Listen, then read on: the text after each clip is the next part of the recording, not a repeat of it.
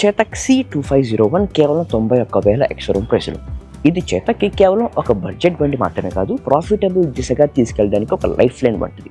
ఈ బండి వాళ్ళకి 2 అడ్వాంటేజ్లు వస్తుంది. ఒకటి, బడ్జెట్ బండ్లని ఎక్కువగా అమ్మడం, అండ్ సెకండ్, ప్రాఫిటబిలిటీని పెంచుకోవడం. బడ్జెట్ బండితో ప్రాఫిటబులా? మాట్లాడదాం. ముందు బండిని చూద్దాం. 14th Jan 2026 నాడు చేతక్ వాళ్ళ సరికొత్త స్కూటర్ C2501 లాంచ్ చేశారు.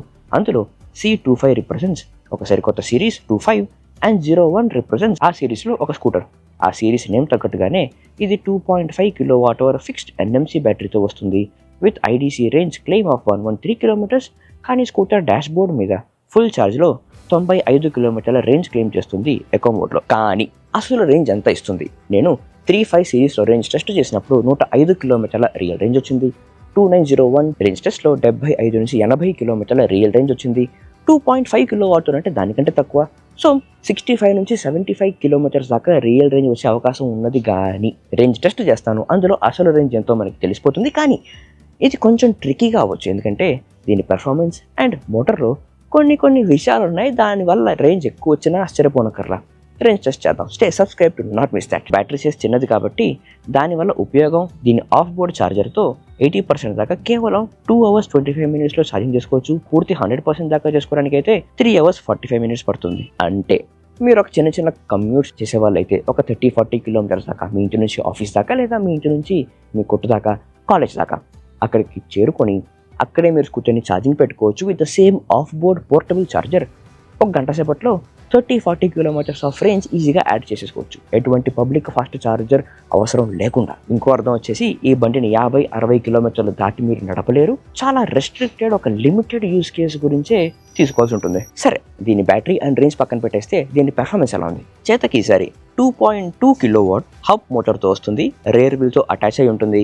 దీంట్లో టాప్ స్పీడ్ కేవలం 55 kmph. ఇంకా స్కూటర్ స్పెసిఫికేషన్స్లో అయితే 0 to 40 kmph ఎంతసేపట్లో వెళుతుందో కూడా స్పెసిఫై చేయట్లేదు. సో దీని పెర్ఫార్మెన్స్ వల్ల రేంజ్ ఎక్కువ వచ్చినా ఆశ్చర్యపోనక్కర్లేదు అని నేను చెప్పిన మాటకి అర్థం ఇదే.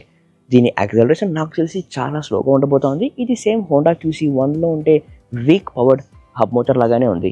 దాని అర్థం ఈ బండి యూస్ కేస్ వెరీ స్పెసిఫిక్గా ఉండాలి. అంటే ఒక యంగ్స్టర్ తన దగ్గరలో ఉండే కాలేజ్ దాకా, లేదా ఒక ఆఫ్టర్ రిటైర్డ్ పర్సన్ ఒక 3-4 kilometers తిరగడానికి, లేదా ఒక యంగ్స్టర్ ఒక 10-20 kilometers లోపే వాళ్ళ గ్రామంలోనో ఆ చుట్టుపక్కల మాత్రమే తిరగడానికి. ఇంకా దీని వీల్స్ చూస్తే ఇందులో మీకు 12-inch అలా వీల్స్ వస్తుంది with front disc brake and rear drum break.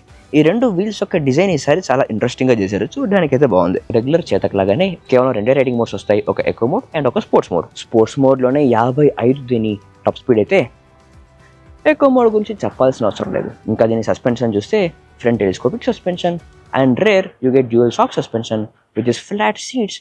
చూడడానికైతే అనిపిస్తుంది రైడ్ కంఫర్ట్ బాగానే ఉండొచ్చు అని చెప్పి, ఎందుకంటే ఈ సీట్స్ కూడా ఇదివరకు కంటే కాస్త సాఫ్ట్గానే ఉన్నట్టు అనిపిస్తున్నాయి.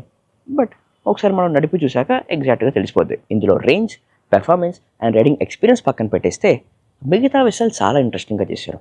ఒకటి, 25 liters of boot space. On paper తక్కువే, కానీ బూట్ స్పేస్ డీప్గా ఇవ్వడం వలన ఒక full size helmet from SMK or Vega లోపల పట్టేయచ్చు, కానీ పోర్టబుల్ ఛార్జర్ పట్టదు. అలాంటప్పుడు మీరు కేవలం 30-40 kilometers మాత్రమే నడిపి తిరిగి వచ్చేయాలి.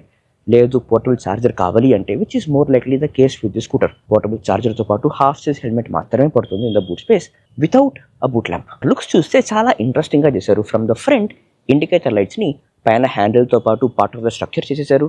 అండ్ ఫ్రంట్ ఏప్రన్ లుక్ కూడా చాలా ఇంట్రెస్టింగ్గా చేశారు ఈసారి. బ్యాక్ సైడ్ కూడా indicator and the rear brake లైట్ని ఒక సింగిల్ LED స్ట్రిప్ లాగా పెట్టారు, చాలా అందంగా ఉంది.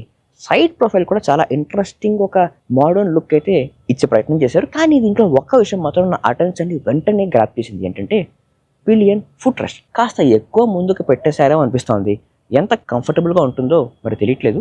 రైడ్ రివ్యూ చేసినప్పుడు ఖచ్చితంగా ప్రయత్నిస్తాను. ఆ చెక్ లిస్ట్లో ఈ పాయింట్ యాడ్ చేసుకున్నా. డాష్ బోర్డ్ చూస్తే ఈసారి యూ గెట్ ఆ కలర్ఫుల్ LCD డిస్ప్లే. ఇదివరకు ఉంటే సేమ్ ఇన్ఫర్మేషన్ కానీ ఒక కొత్త లేఅవుట్లో ఇచ్చారు. అండ్ ఈ లాంచ్ వీడియోస్ చూస్తే దీని బ్రైట్నెస్ కాస్త ఫిక్స్ చేశారు అనిపిస్తూ ఉంది. కానీ అసలు నిజం బండి చిక్కాక అసలు నిజం మనకి తెలిసిపోద్ది ఎండలో. ఇంకా మీకు డాష్ బోర్డ్తో you get Bluetooth connectivity for call and music control. Seat కింద బూట్తో పాటు ఫ్రంట్ గ్లో బాక్స్ సెక్షన్లో ఒక 2 పాకెట్స్ ఇచ్చారు, చాలా ఉపయోగపడేలాగే ఉంది. And you have a hanger to carry weight up to 3 kilos. Handle controls కూడా ఈసారి చేంజ్ చేశారు with very simple controls for riding mode, reverse, on off, indicator, honk and high beam. And ఈసారి rear view mirror యొక్క design కూడా మారింది. ఇది వరకు వచ్చే డిజైన్ తో పోలిస్తే ఇది బాగానే ఉంది. ఈ స్కూటర్ ని చూస్తే రైడింగ్ ఎక్స్పీరియన్స్ అయితే నాకు అనిపిస్తుంది చాలా అజైల్ గా, ఈజీ టు రైడ్ గా, షార్ట్ కమ్యూట్స్ కి సరైన బండి లాగా ఉంటుంది అనిపిస్తుంది. ఎందుకంటే దీని కర్వ్ వెయిట్ కూడా 20 కిలోలు తగ్గించారు. Now the scooter weighs only 107 kilos. Light weight vehicles నడుపుతున్నప్పుడు ఆ వచ్చే మజానే వేరు. ఇప్పుడు ఒకసారి స్కూటర్ లైనప్ చూస్తే యూ హ్యావ్ 2501, 3001, 3503, 3502 అండ్ 3501. వీటిలో 2501కి 3001 మధ్య ప్రైస్ వ్యత్యాసం చాలా తక్కువ.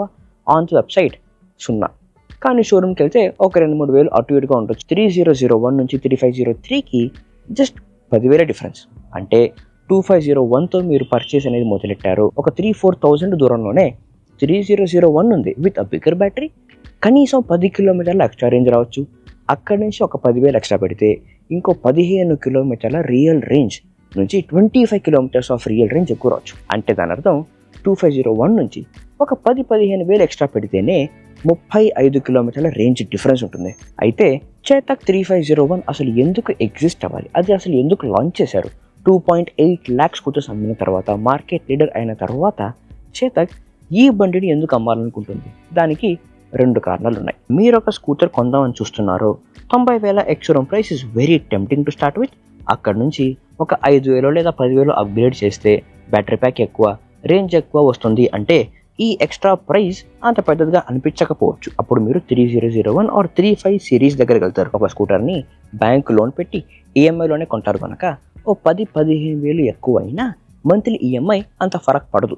కనుక 10-15 వేలకి రేంజ్ ఎక్కువ వస్తుంది, ఫీచర్లు ఎక్కువ వస్తున్నాయి అంటే అదే మంచి డీల్ అనిపించి 3001, 3503 జొడుకు వెళ్తారు.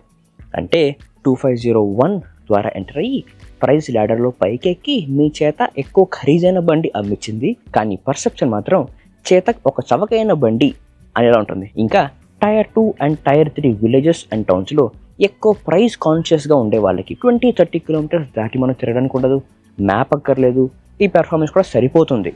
ఆ ప్రైస్ కాన్షియస్ కస్టమర్స్ని క్యాప్చర్ చేసుకోవడానికి కూడా ఈ బడ్జెట్ బండి ఉపయోగపడుతుంది.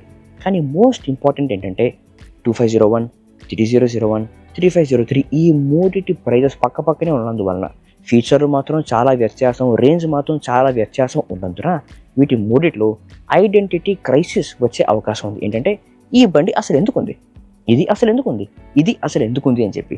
కనుక దాన్ని సాల్వ్ చేసే విధంగా 2501, 3001 లక్షల లోపు ఉండే స్కూటర్లలో ఉన్నాయి. కనుక 35 సిరీస్ని ఒక 3,000, 5,000 పెంచి కాస్త ప్రీమియం చేసినా ఆశ్చర్యపోనక్కర్లేదు. 35 సిరీస్ దాకా వెళ్ళాలి అంటే ఇంకొక స్టెప్ ఎక్కువ తీసుకొని ఎక్కువ ఖర్చు పెడితే కానీ అక్కడికి చేరుకోలేరు అనే ఒక పరిస్థితి దాకా తీసుకెళ్ళినా ఆశ్చర్యపోనవసరం లేదు. సో 2501 వాళ్ళ చేతకి 2 పర్పసెస్ ఉన్నాయి. ఒకటి, అల్ట్రా బడ్జెట్ స్కూటర్ తెచ్చి బడ్జెట్ ప్రైస్లో ఎక్కువ స్కూటర్స్ని అమ్మడం, అది 2501 అయినా అవ్వచ్చు, 3001 అయినా అవ్వచ్చు. సెకండ్ది 35 సిరీస్ని మరింత ప్రీమియం చేసి ప్రాఫిట్స్ని పెంచుకోవడానికి. ఇన్ఫ్యాక్ట్ ఏతర్ కూడా బహుశా ఇదే ప్లాన్లో ఉన్నట్టున్నారు విత్ దేర్ ఈఎల్ ప్లాట్ఫామ్. ఎందుకంటే వాళ్ళ ఏతర్ కమ్యూనిటీ డేలో ఈఎల్ ప్లాట్ఫామ్లో 2.5 కిలోవాట్ అవర్ బ్యాటరీ ప్యాక్ నుంచి 6 కిలోవాట్ అవర్ బ్యాటరీ ప్యాక్ దాకా రకరకాల స్కూటర్ల లైనప్ రాబోతుంది అని చెప్పారు. అండ్ ఆర్బిటర్ కూడా వాళ్ళ స్కూటర్ లైనప్ని ఎక్స్పాండ్ చేసే అవకాశం ఉంది. ఓలా స్కూటర్లు అయితే ఇటువంటి స్కూటర్లు చాలా తెచ్చారు. క్వాలిటీ విషయం పక్కన పెట్టేద్దాం, స్కూటర్లు అయితే ఉన్నాయి. సో ఇప్పుడు 2501 స్కూటర్ గురించి మీకు అనిపించింది అండ్ ఈ బడ్జెట్ స్కూటర్ లైనప్ గురించి మీకు అనిపిస్తుంది, మీరు మా కమెంట్స్లో తెలియజేయండి. చలో.